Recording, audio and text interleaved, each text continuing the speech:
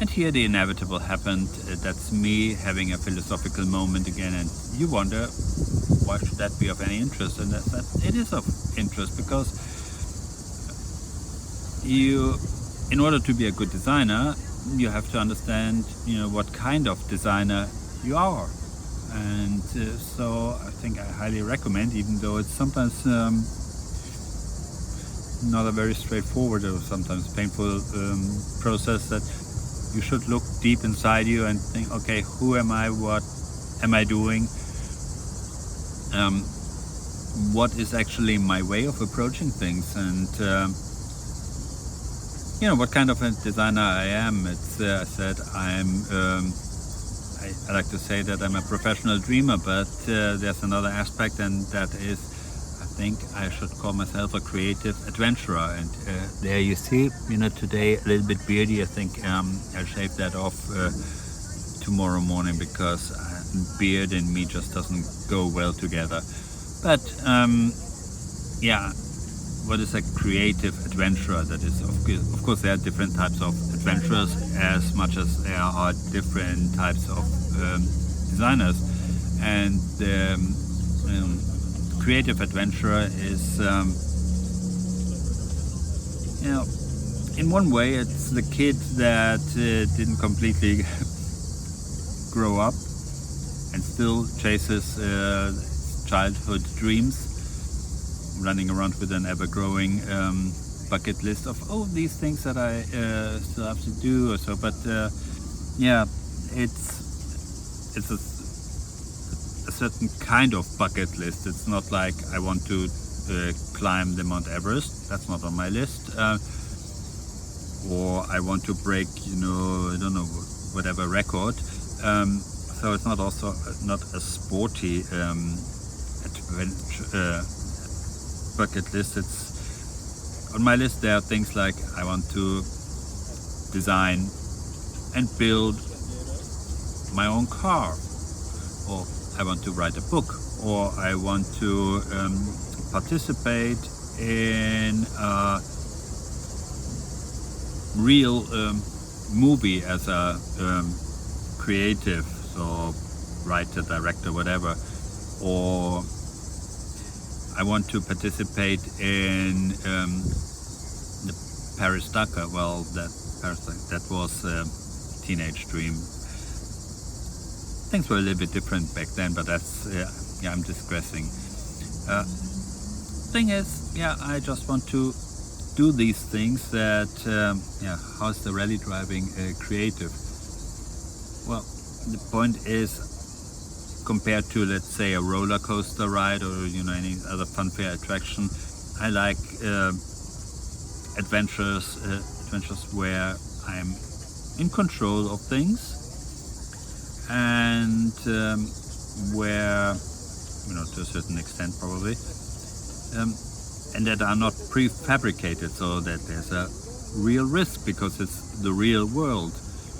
Talking about the real world, it's worth noticing,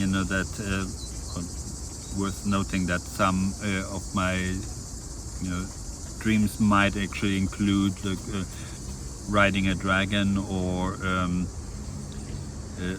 fighting with orcs. I don't think that I'm gonna be very successful against orcs, but again, that means, it's it's a creative thing. So if I can't actually ride a dragon because a dragon doesn't exist, I have to create an equivalent. That's a sailing boat called dragon. Or it means that I write about, I write a fantasy book that includes dragons, or not. That thing. So everything becomes a project, and I think being a yacht designer is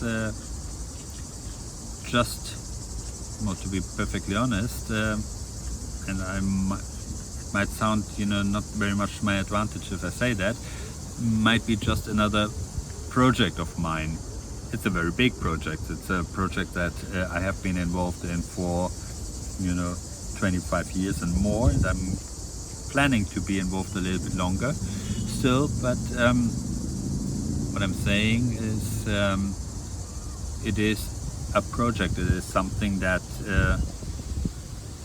it's on my bucket list, and I want to do that well. Which leads me to another problem of the whole dreaming approach. I call that the James Bond problem.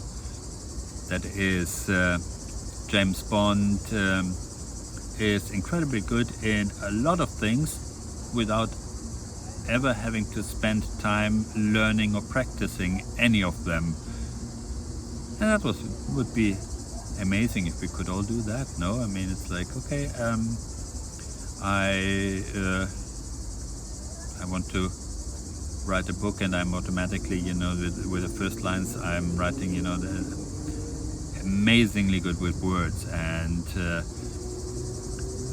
then I might do some sports, snowboarding. Snowboarding was actually also once on my, or is still kind of, skiing or snowboarding on my bucket list of something that I would like to revisit. I have done that as a kid, and yeah, I know I tried it a couple of times and I'm absolutely terrible, because again I have to spend time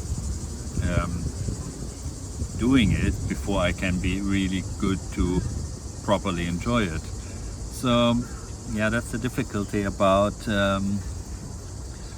that whole creative adventuring, that every single task takes time, and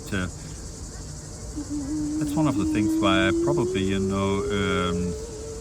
plan to live another 150 years, because I just need that bloody time to tick off all the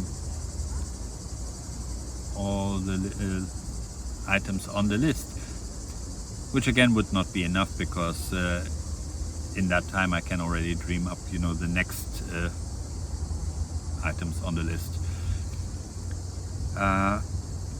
Last but not least, does that make me a good designer? I don't know. I think it makes me a good designer in the respect that I stay curious, I stay focused, passionate, definitely passionate, because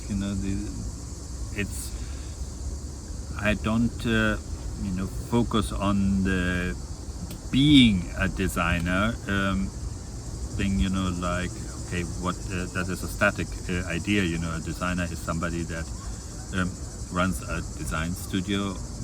These are all peripheral things. I'm focusing on, I want to be the guy that designs a cool yacht. It's just that easy.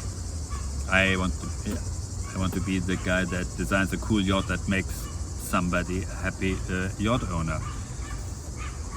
So, and I think in that respect I would say that that kind of works for me. That's why I think it is probably a good approach. If it doesn't work for other people, then they come up with other results, and that's actually also the beauty, because it means that hopefully not all the yachts in the world look the same. So there are some that are created by adventurers, there are some that are created by pragmatics, there are some that are created by we're all different, and yeah, so that's me being philosophical and beardy, and I'm gonna stop that nonsense now, and yep, hit the like button, subscribe if you haven't done it, tell your friends about that crazy designer and all the silly stuff that he's talking about, and I'll see you next time.